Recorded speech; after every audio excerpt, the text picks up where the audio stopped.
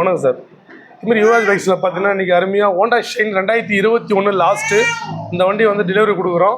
இதில் என்னென்னா அக்கா வந்து பார்த்தீங்கன்னா போன மாதமா இந்த மாதம் ஃபஸ்ட்டில் தானுங்க. இந்த மாதம் ஃபஸ்ட்டில் வந்து பார்த்துட்டு 1000 ரூபா அட்வான்ஸ் கட்டு போனாங்க.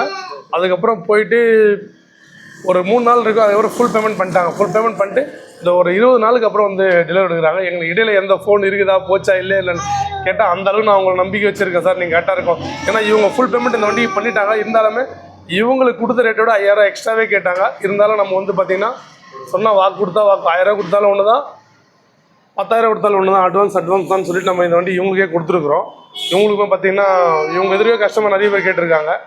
இவங்ககிட்ட கேட்கலாம். அதுக்கு முன்னாடி நம்ம யூடியூப் சேனலில் ஃபஸ்ட்டு முறை யுவராஜ் பைக்ஸ் யூடியூப் சேனலில் ஃபஸ்ட்டு முறை பார்க்குற மாதிரி இருந்தால் சப்ஸ்கிரைப் பண்ணி வச்சுக்கோங்க. அதுக்கப்புறம் பார்த்தீங்கன்னா பெல் பட்டன் அழுத்தி வச்சுங்க.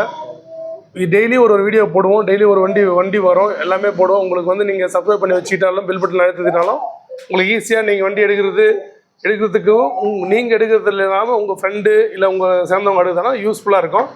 கேட்கலாம். கவனங்க, நல்லா இருக்கீங்களா?